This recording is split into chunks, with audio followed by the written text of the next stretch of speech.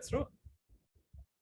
Welcome to our very special edition of Fresh Off the Board. I'm delighted to be presenting Avantika. Avantika is a dear ex-colleague.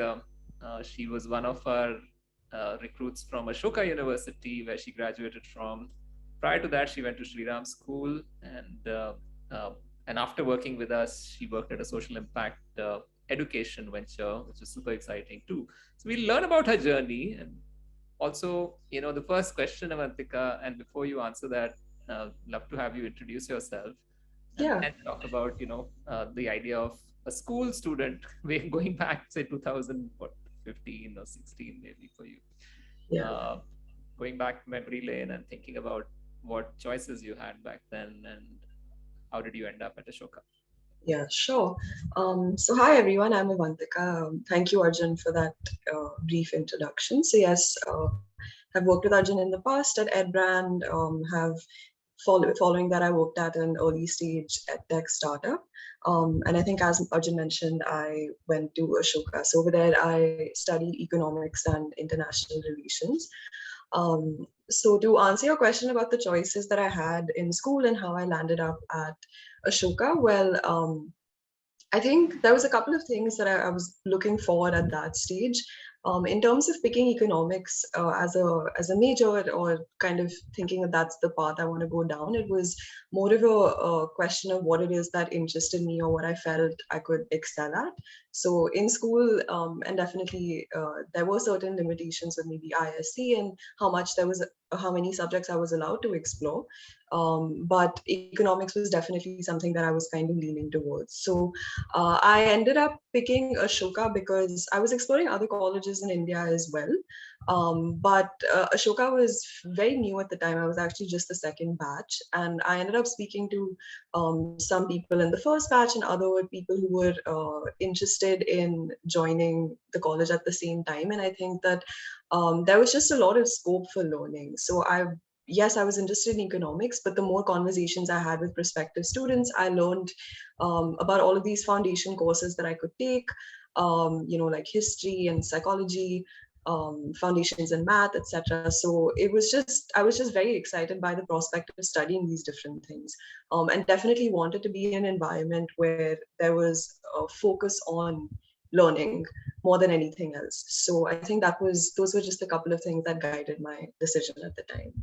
Yeah. The other thing, of course, is Ashoka back then was such a new institution, and Mm-hmm. so kind of being the pioneering sort of batch, Yeah. or one of the first or second batch, I'm assuming.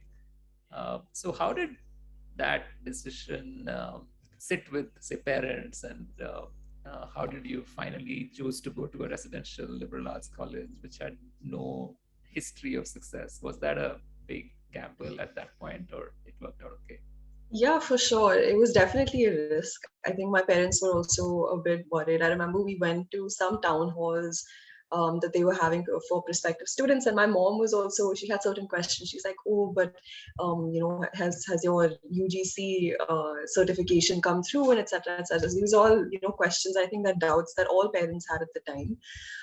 It was definitely a leap of faith. I think that because I went into it doing research in whatever capacity I could, whether that was speaking to students in the first batch or even certain batchmates from school who had already paid up and had decided to go to Ashoka, I think doing that, kind of vetting the college and seeing that there's actually they're building something really strong in terms of the people on board and the faculty that they're also bringing on. So there was some faith in that capacity. But yeah, it was definitely a risk that I'm very glad that I took. Yeah. So how did the whole idea of now living away from home and sort of understanding the community living setup of a liberal arts college, which was still defining what it stood for, since it was Yeah. such early days for the institution. How would you define student life, and how did you choose your interests, goals, and how did they sort of pan out over the 3 years, 4 years that you were there? Yeah. In terms of community living, yeah, I think it was new for me and for a lot of people there as well. But it was something that also really drove the academic experience because there was just a lot of sense of everything being done together. So some of us would end up in the same courses. So we would, of course, go to class, but then we'd come back and study together, or we work on assignments and we'd help each other out. So it was definitely something that I think helped a lot of us to succeed in lessons, etc. Because you always had this peer support and you always had people to learn from, because you're essentially living with them. So that access in terms of being able to build these relationships with really smart, talented students who are just living with you, that was pretty great. And in terms of, I think, discovering interests, so of course I ended up sticking to my choice to study economics. But other than that, with the foundation courses, it was nice. I think I was kind of led through a few different things. Took some interesting courses in history and film. Then of course I never thought I would study international relations. I was actually leaning more towards finance initially, but then I got there, I learned more about the professors on board, kind of read up about the courses, and again spoke to people who had already taken some courses in history and IR, and then changed my mind. So that way it was pretty great to have that option to also kind of switch and have a really enriching experience, that true interdisciplinary learning experience. Yeah.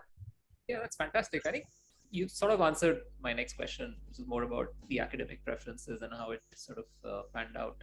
Mm-hmm. What are the big inspirations? Sometimes you meet someone at a club meeting or a professor who's maybe just doing a seminar, Yeah. or a visiting speaker. What were the inspirations, and how did you go deeper into understanding what aspects of economics interested you back then more, or Yeah. why did you choose international relations over, say, psychology and finance? Yeah. I think there were a couple of instances I remember. I had a really great teaching assistant at my foundations of history course. And we used to have these discussion sections every week, and they were just really engaging. I think she did a really great job of not just talking about history, but tying it to things that were happening in the world today. So I think it was really good to be able to see those connections and look at certain political issues and kind of trace it back and see that, history is essentially repeating itself all the time. We brought it um up to with the Sorry. crisis in Europe. With the crisis in Europe, Yeah, exactly. So there's all of these patterns, etc. I remember that was one lesson that really pushed me more into feeling like, okay, international relations and politics is something that I want to study more about. And similarly, I think the course that I took in history, novel, cinema, and kind of seeing how you can use, I think, storytelling and things like that to learn more about academic subjects, that was something that also interested me. So I think those were a couple of inspirations. Yeah. super. So I think this has been really fascinating just to know how you sort of took that leap of faith, went to Ashoka, really enjoyed your time there, it seems. But there's not just, doesn't just go up. Of course. What were things that you had to grapple with while growing up living in Ashoka? Yeah. So the flip side to wanting a college that I think focused a lot on learning and academics is also that it was fairly demanding. So you had to, if you really wanted to pursue an extracurricular activity in some capacity, you had to actively make sure that you're kind of blocking that time out to do it, because every course was challenging. We had a lot of readings to do, we had a lot of assignments or exams, etc. So there was a lot of pressure in a way to kind of succeed or to perform. So I think sometimes that is something that was kind of tough to navigate. And especially because I think that you are surrounded by such amazing people. There was also a fairly small batch at the time.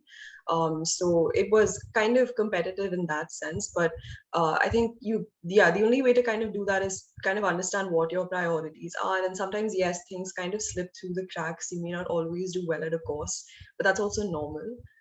So I think that was just kind of balancing that pressure, and also still learning to focus on the things that you like. Yeah. Super. I think it's very important for students, and particularly parents, more parents than students sometimes, to think about future goals and outcomes of education, and Mhm. what does it really mean to be ready for the real world outside. a liberal arts college bubble. Yeah. Uh, how did you plan for that, or was it something that I know you ended up working with us for Yeah. 2+ years, and it was fantastic to have you with us. But this obviously goes on in the minds of students who are still in their early 20s, Mm-hmm. to make those choices. How did you work your way toward career goals? Yeah. Um, I think work experience is actually the best way to do it. Learning in a classroom is also great. So you learn a lot of theory. Of course, you learn application in some senses depending on what you're studying, but internships are really, really helpful. So I think using your summers to actually explore the different things that you're interested in will give you a good sense of one, what you like and what you don't like, and also what it is that you want to focus on going forward. So to kind of exit that bubble of just certain subjects or theories, etc., etc., you to actually kind of be able to see yourself in a workplace and say, okay, I actually I'm good at applying a certain skill, or I'm great at research, or I'm actually better at talking to people, or creative presentations, etc., etc. So I think starting that process off through your summer internships, that's a great way to kind of go about it. Yeah. And also, you mentioned a very important point. So thinking of some of the strengths and skills that you enjoy sort of deploying in work Hmm. settings or in internships, and some of them could even end up becoming an extension of your hobbies and passion Yeah. projects. So is there something, I know you are a qualified certified musician, a vocalist, um, but and also other things that you feel Mhm. that you were part of, which then ended up becoming passion projects. So tell us a little bit about that, how life balance was so important to someone like you, and you were able to do many things other than just study or work, Yeah. first at Brand and then at Studios. Sure. So yeah, I think I've been lucky enough to have an interest that I discovered at an early age. So uh, from growing up itself, I kind of had an inclination towards music, and I had been studying it. So that's something that I've carried through me and explored it in different capacities. So I think on campus at Ashoka, I did a lot of, a cappella singing. I did some music events or competitions, etc. So that was a good way to kind of get involved with other people on campus as well. Other than that, I think exploring this interest, like I think in business or entrepreneurship, was also something that I kind of started in college. So my roommate and I were actually interested in exploring the social impact space because she was majoring in politics. By then, I had already taken a course in development economics, and we were like, okay, let's start. A society on campus to be able to explore social and environmental issues. So that was also a great learning experience. And again, a very nice way to connect with our juniors and try and build something. So I think, yeah, that was, those were, I think, a couple of things that I did at least during my time at Ashoka. Yeah. Thank you so much, Avantika. This is such a delightful conversation, especially when you look back at capturing some of the interesting moments of your life in university and different Yeah. things that you did. So we'll definitely want to follow your success in the future, and talk to you soon. Yeah. Thank you.